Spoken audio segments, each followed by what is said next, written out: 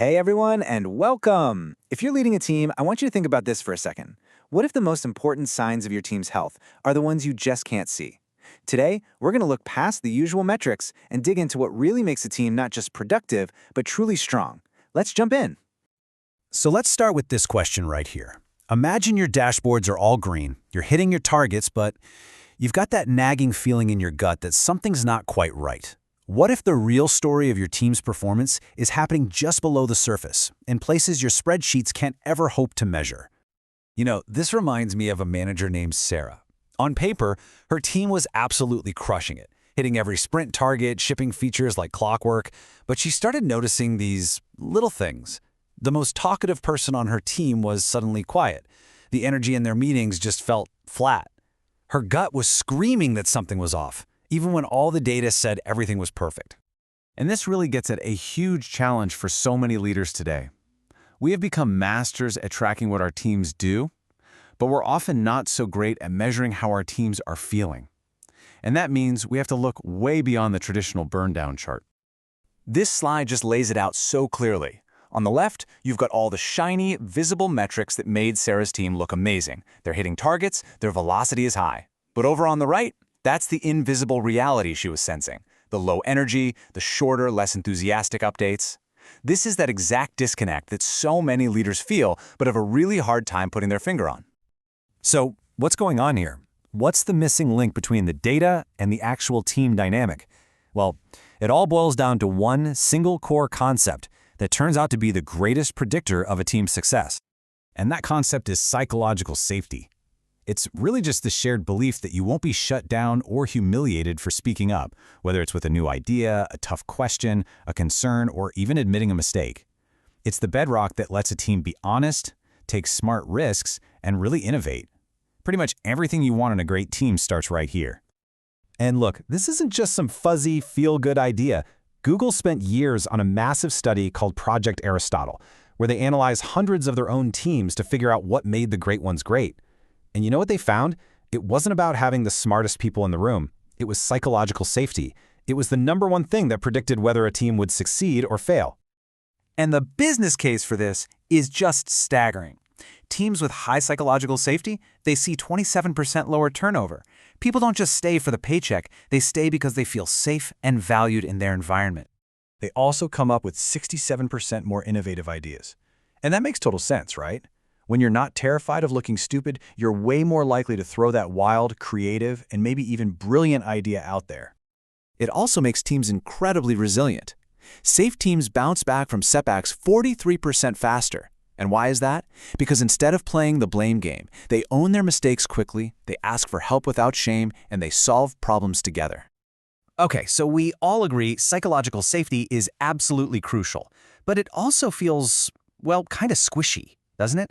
How do you actually measure a feeling? This is where technology, and specifically AI, is stepping in to act as a sort of thermometer for your team's emotional health. Now, let's be really clear about something. AI is not coming for your job as a leader. It's not a replacement for your intuition. Think of it more like an early warning system. It gives you the data to back up what you might already be sensing and helps you spot those small cracks before they turn into giant chasms.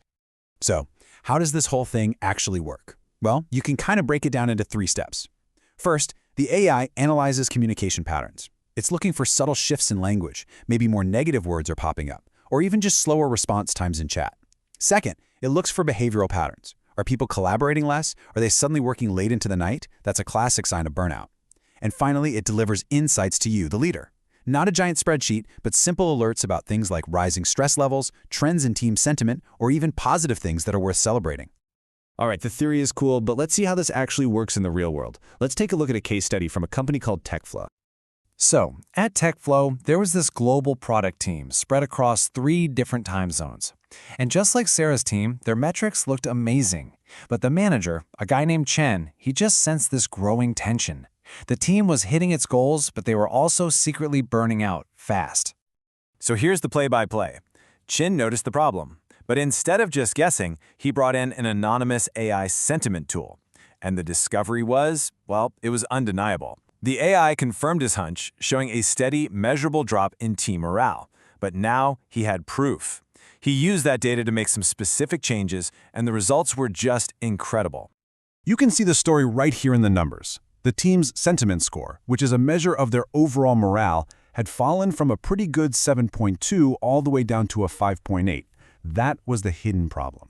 But after Chen used those insights to make changes, like reducing their workload and scheduling more social time, look what happened. The score bounced back even higher than before, to a 7.5. And here's the key takeaway from their story, and it's so important. The technology didn't fix a single thing. The leader, Chen, did. The AI just acted like a flashlight in a dark room. It lit up the problem so the team could finally see it and deal with it before it blew up into a full-blown crisis. Which brings us to what is easily the most important part of this entire conversation. Because using this kind of tech isn't just about flipping a switch. You have to approach it ethically and with a huge sense of responsibility. Seriously, when you have the ability to monitor team emotions and behaviors, you are wielding an enormous amount of power. And that power has to be handled with extreme care if you want to build trust, not completely destroy it. So what are the ground rules here? Well, first, explicit consent is non-negotiable. Everyone has to opt in. Second, all the data has to be anonymous and aggregated. The goal is to spot team-level trends, never to single anyone out. Third, and this is huge, the focus must always be on support, not surveillance. This is a coaching tool, not Big Brother. You also have to combine these insights with actual human conversation. And finally, give the team ownership of their own data. Let them be part of the solution. When you get right down to it, it's a partnership. The AI gives you the what, the objective data, the patterns, the trends you might have missed. But you, the leader, you provide the why. You bring the context, you start the conversations, and you take the meaningful action that actually makes things better. And that leaves us with one last question for you to think about. In this race to always be more productive, it's so easy to just measure speed. But a truly great team isn't just fast. They're safe, they're supported, and they're resilient. So take a hard look at your own team and ask yourself, are they just running fast, or are they actually strong enough to finish the marathon?